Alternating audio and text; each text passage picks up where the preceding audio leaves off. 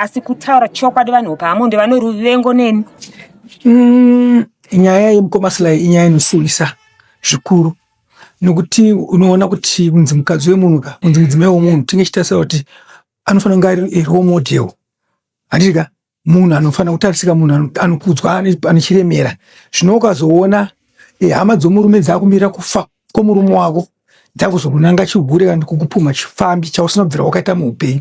Ndofunga ndosvika muone kuti amai vakashungurudzika chitereka kunzi Gloria. Kana pakufa kwakaita varume vangu mwana hapana chaakapiwa chiti asiwe pano. Asi ni murume wangu muupenyu anambobvira akazvitaura izvozvo. Ende inini mwana uyu ndakambomuzvarira kumusha kuno.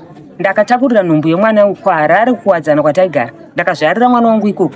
Ndakatakura mwana uyu aindosvondo rimwe chete ndichiya kuno kumusha, ndichiya kuKrisimasi.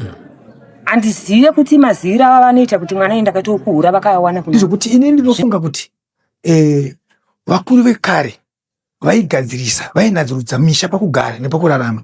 Ini ndaifungidzira kuti mumwe nemumwe nemba yake nedzinza rake ngatiziva nepakugara. Ngatirege kupinda imba isiri yako chinonyangadzira. Looking to open an FNB bank account? VF Accountant makes the process seamless and professional. All you need is your certified ID or passport copy, a physical address, an email, and your phone number. As a passport holder, you can open 2 types of accounts, an FNB business account or a personal non-resident account. With a business account, receive your salary and customer payments, shop globally, use PayPal, and send money via e-wallet easily. Our package includes a registered company, business bank account, CIPC profile, and all necessary company documents. The non-resident account is perfect for managing international payments and airtime, whether you are in South Africa or abroad. Get started today for only R1,500. Contact VF Accountant at +276 8682 2173 to open your account now. Mungade kujekesa here kuti nyaya yakusvitsai mudare ramambo Nyamaropa inyaya yei? Nyaya yandinayo baba yandipa kuti ndisvike kuno kudare rachifi Nyamaropa.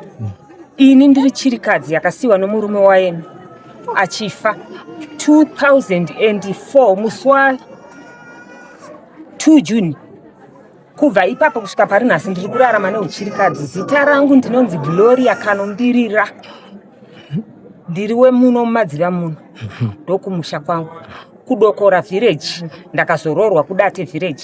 Kunonzi kwaAmonde. Murume wangu ainzi Davison Monde. Ini ndakavingwa naBabamukuru vanonzi Joshua Monde. Mushure mekunge mwana atizisa, mwana wangu mudiki akasiwa nababa wake aine makore 3 okuzvarwa. Ivo vachifa. Saka mwana akatizisa aine 25 years. Akaya nemukadzi musi wa5 October. Ndina baba mudiki vandakataurira kuti mwana atizisa. Babamukuru akanotaurwa nyaya. Vakatambira runhare urwu vari kudotito kwavakanga vaenda kunhamo. Vakazozana nevamwe baba mudiki vakanga vanayo ikoko vakapasisana kuti mwana uyu akahuriwa. Handina kumubereka naDavison. Vabva ikoko vakazoya kumusha vakasvikonditsanangurira matsanangurira vakaita iwai ekuti mwana ndakahura. Ini ndakava nokupikisana navo vakauya vari 4. Ivo baba vanin'ina vavo vatatu vabva vaita vanhu. Vachiti imi mwanakomana wenyu uyu haasi womumusha uyu imi makaitawo kuhura. Inini ndakapikisana navo ndakati handina kumuhura. Makazviwana sei Babamukuru? Vakati vakaudzwa nemurume wangu asati afa. Ini ndakava nemubvunzo yandikavabvunza yavakakundika kuchindwe. Ndakavati Babamukuru, mwana ane 25 years akasiwa ine 3 years. Iye zvino murume wangu ane 22 years akafa. Imi makanyarara nyaya manga makanyararirei musingaitsananguri. Ini handiri kuwana mhinduro kuna Babamukuru pamubvunzo iwoyo. Ndakataura ndakati saka makanga muchida kuti inini ndife here. Motandanisa mwana uyu mumusha otadza kuchengeteka ari pamwe chete nevabi vake. Havana kuwana mhinduro. Zvino nhasi mwana aroora. Ane mudzimai. Imi ndokwamagona kuburitsa shoko. Ndokuriya kuti ndozvamanga makamirira Babamukuru. Vakati aiwa inini izvozvo ndozvandatsanangura ndomaziviro andiri kuita. Vakabva vazofonera Babamukuru musara pavana vari kuSouth Africa. Vachivatsanangurira nyaya. Asi baba mudiki vakaramba shoko iroro kuti mwana akahurwa. Vakati kwete mukoma haana kundiudza kudaro. Ini mukoma wangu akanditaurira kuti munin'ina kurwara kwandiri kuita Mwari vakatonga undichengeterewo vana vangu 4. Wavari kuramba Babamukuru ndiye wechi4 pavana. Saka inini zvinhu zviri kutondishamisa. Babamukuru akati kuti nyaya iyi ipere zvinoda kutoti tiende kumaDNA. ndomatsanangurira wakaita kwandiri. Ini ndikavapindura kuti aikonai kuzoramba shoko rokuenda kumaDNA. Handidi munhu anozodzoka ruvhesi. Nokuti mukadzoka ruvhesi haiperi, asi tikaenda kumberi kusvika kumaDNA nyaya yedu inopera. Saka takagara mwedzi nemasvondo anokwana 3 ivo vakanyarara, ndipo ndikaona kuti aiwa nyaya inogona kungoponga yakadaro. Ndo zvakandipa kuti ndisimuke kuenda kwachifi. Zviro kwazvo ndakatanga kuenda kwachifi, ndakakwira kwachifi Nyamaropa. Musi wokutanga yakataurwa nyaya yakanzi aiwa munoenda kumaDNA. Ndakati asiva vakanga vazvitaura asi vakazopokana nyaya yekuenda kumaDNA. Zuva rechipiri ivo vanga vari musi wa7 January. Musi wa15 vakadzoka nemari kana ndisingakanisi 220, asi mari iyo yakanga ine ushoma isingakwana. Paidiwa mari inokwana, pakatsanangurwa kunzi mwana ari mudumbu maamai, kutorwa kwemwana ari mudumbu baba naamai panodiwa 300, asi mwana anenge akazvarwa kare sezvakaita wangu paidiwa 200. Saka inini nokuona kuoma kwazvene baba mukuru vasina kuzobvisa mari kana baba mudika, ndakatengesa mombe yekuroorwa kwemwana wangu.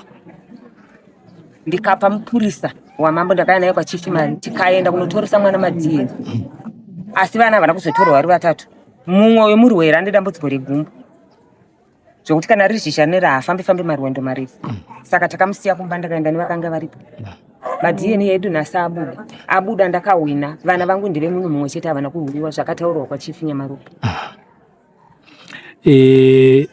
Isati tauya pamaresults papa, nyaya iyi yakakushungurudzai zvakadii kubva zuva rakatanga kutaurwa? Nyaya ine makore yakandishungurudza nokuti yakatanga kutaurwa mwana wangu ari mudiki chaiye asati akumboenda kuchikoro, baba wake vafa zvavo. Yaitaurwa nani? Yaitaurwa mumusha imomo mamondomo. Vanhu vaingotaura chitaura kuti uyu mwana uyu ndokuhura. Mwana uyu ane kumwe kuita kwaakazoita, akakanganisa akakuvadzisa mabe yake ruoko, akarohwa zvekunge achafa achinzi kana akafa rova yafa so muno hatisi ropa remunhu. Inyaya iyo ndakasvika akurohwa nani manje? Akarohwa nevamwe baba mudiki futi pamusha ipapo. Nyaya iyo ndakasvika nayo kumapurisa. Mapurisa havana kunyatsoera panura. Vakatidzokerai kumusha munoenzaniswa sekuti nyaya ndeye pamusha. Asi kutaura chokwadi vanhu paamonde vane ruvengo neni. Nevana vangu vese ivava kunyanya iyeyo havamude. Ini ndine vana 3. Asi vana ava ndinovaringa vachiti 4. Wechi4 ndo murume ndakamuwana naye nokuti akanga akaroora. Vana venyu vese? Vana vangu vese. Hapana wandinosaridza. Asi magariro andakaita nemhuri yekwaamonde, aiwa ndiri kukunyeperai. Mhuri yeZimbabwean kwaamonde vakandivenga nevana vangu havambondida, handizive kuti vakandivengerei. Pavana venyu ava vari 4 tichisanganisira nemwana wemurume wenyu, vakomana vangana? Musikana mumwe chete pavana iva. Vamwe vese vakomana? Alright. Wamakaona ari mumusha mukomana zvekare? Mukomana ndiye mukuru. Alright. Ini ndakasvikoita first born yemusikana. Alright. Todzokera zvekare kumashure panyaya iyoyi. Pachivanhu tinoziva kuti kana munhu achinge arasikirwa nemurume, atorwa naMwari nenzira yaanenge atorwa nayo, kazhinji kacho panotaurwa nyaya yekugara nhaka. Chii chakaitika mazuva? Handina kuwana nhaka mukuwasha ndiri kukunyeperai. Ndakanyatsa kurambwa panhaka zvisiri zvekutenderera. Zvokuti kana vepostori yedu vanozvisa. Vanhu vakataura kuti mukadzi uyu hatimude kana achida kuenda kumusha kwake nevana vake ngaatakure zvakaende nevana vake kumusha kwake. Ini kugara kwandakaita pamusha wokwaAmonde ndakagarira kuchengeta vana vangu. Chengetwa nevanhu vokwaAmonde. Ukama hwenyu hwakamira sei pakati pemurume wenyu pamwachete nana baba mudiki nana baba mukuru ivo vasati vashaya? Vanhu ivava zifemiri. Mugariro wavaita murume wangu inini akanga ari munhu munyoro, akanga asingataura, anga asina kana mhirizhonga kana zvematare zvakanga asingaiti.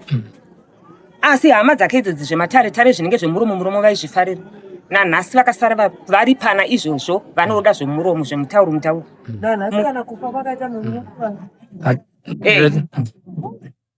Kana pakufa kwakaita varume vangu mwana hapana chaakapiwa chete asiwe pana. Asi ni murume wangu mupenyu anambobvira akazvitaura izvozvo. Ende inini mwana uyu ndakambomuzvarira kumusha kuno. Ndakatakurira nhumbu yemwana kwaHarare kuwadzana kwataigara. Ndakazvarira mwana wangu ikoko. Ndakatakura mwana uyu aindosvondo rimwe chete ndichiya kuno kumusha, ndichiya kuKrisimasi. Handizive kuti mazira vanoita kuti mwana ndakatokuhura vakawana kunani. Zvinotoda ivo ndevanombouzi vanyatsotsanangura mari. Kufunga kwenyu mimi munofungidzira kuti ruvengo ruri kubva papi? Rukuti vazonenedzera uye nekuda kukamura mhuri vachiti uyu hasi womumusha. Ruvengo ruri kutangira papi? Ini ndinofunga kuti vakanga vasingadi kuti ndiro rwomumusha kwaMuti. Rwakatangira pakurora kwakaitwa ino. Saka ruri kutangira pakuti hamuna kufarirwa kana kuti kugamuchirwa kubva pamakaroorwa. Aiwa, kugamuchirwa ndakagamuchirwa nokuti ndakatoperekedzwa nemunin'ina wangu, ndakatambirwa mune zvakanaka. Handina kana dambudziko randakasangana naro kana kuna tezvara magariro andakanga ndakaita. Nhasi MaDNA abuda achitaura kuti aiwa akanga ari manyepo aitaurwa nana Babamukuru. Muri kunzwa sei? Inini mwoyo wangu wafara.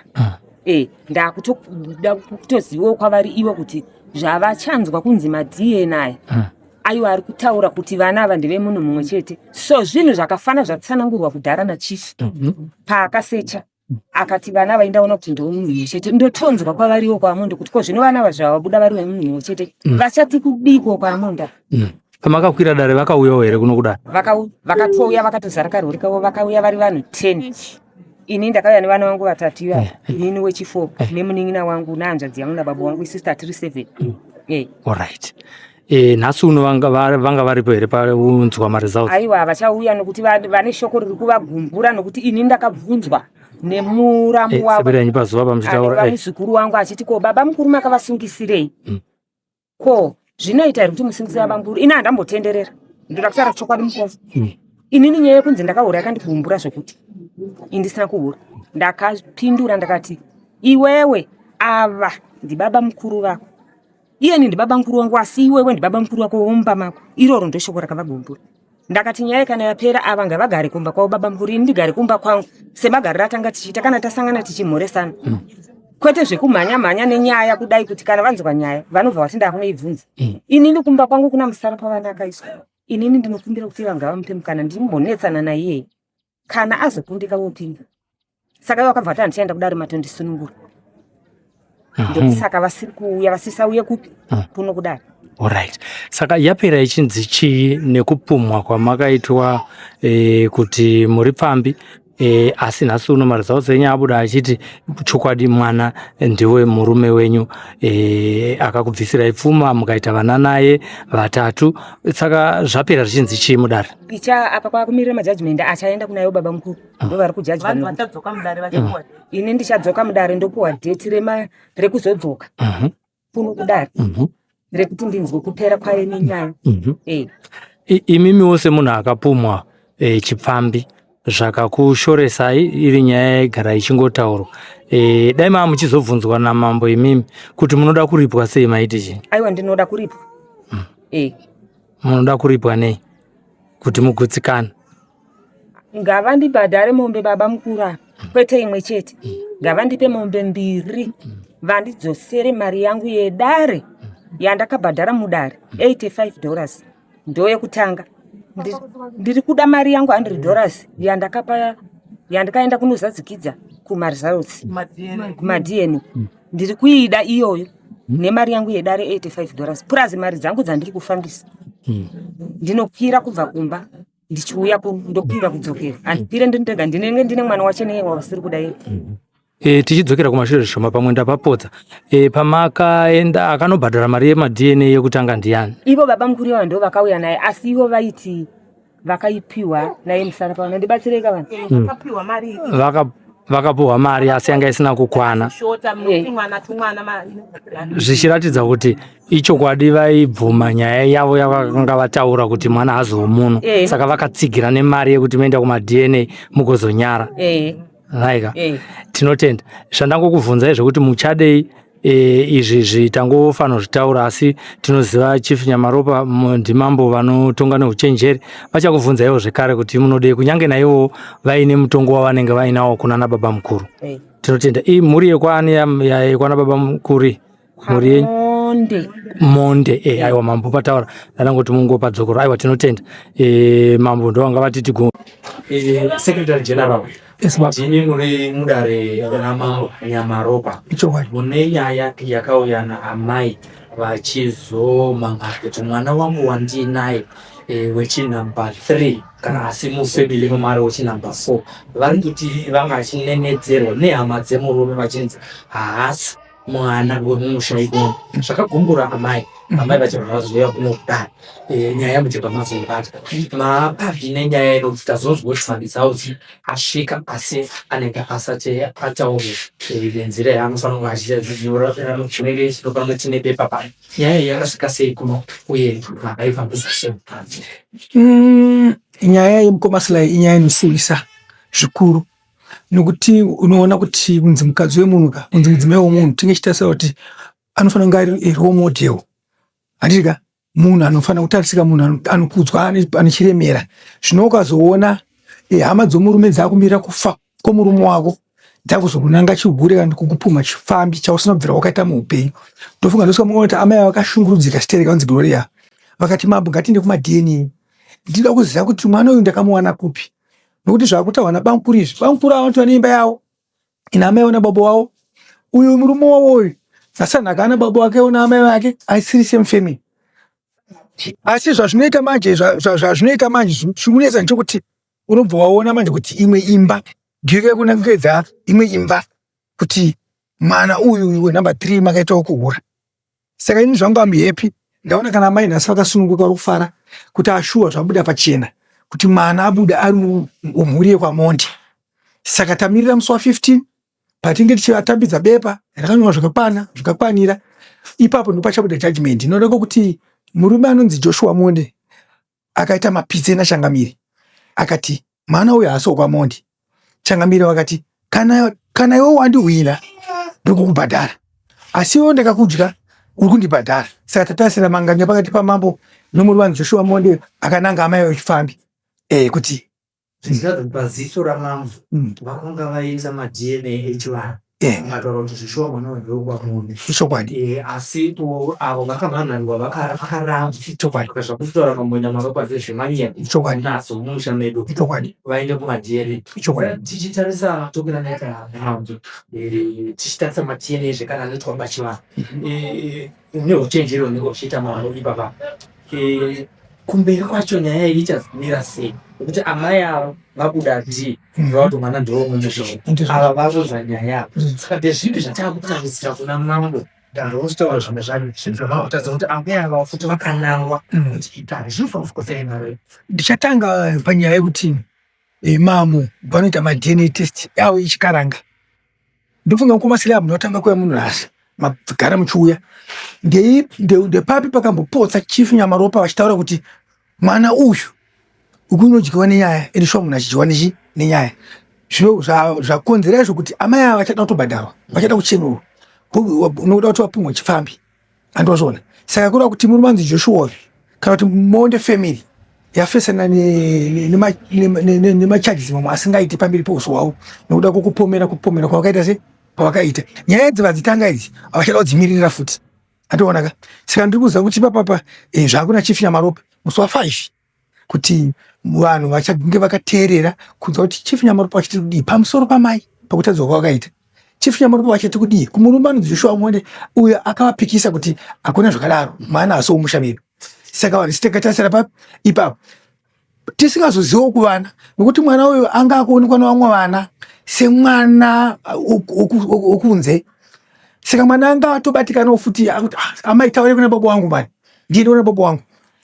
Zvakazopa amai kuti vaite ushungu kuti aiwa mwana angu handambokuhureni handiyei kumaDNA test zvino vanhu asi ndo zvachenura mwana uyu. Saka ndisati mwene kwaMonde vachazvigamisira sei mwana uyu ewa mwana womusha menyu ameti vachamutambira sei asi ndo zvabuda muno Mudare. Yes zvatotasira kuti tinodzidza ndizvokuti ini ndinofunga kuti vakuru vekare vaigadzirisa vainadzurudza misha pakugara nepakurarama. Ini ndaifungidzira kuti mumwe nemumwe nemba yake nedzinza rake ngatiziva nepakugara ngatirege kupinda imba isiri yako uchinonyangadzira izvo so nhasi unoyu paane uyango hwekuti amai avanangu vachifambi kurati vana vavo vakazvana ndovachavabhadhara ndochikanga chiri zvachinotaura bose ana baba vakaramba kubhadhara vana ndovakubhadhara amai vanangu vachihure musha. Zvineka umbosi kuvana izvozvo handi mazonake. Saka ndangoti vanhu vadzidze kuti no ngatitaurei ngatisataurei kwatisina kuswera ngatitaurei zvatinoziva. Hurumende haipenge yakaisa madzimambo, hurumende haipenge yakaisa maDNA test.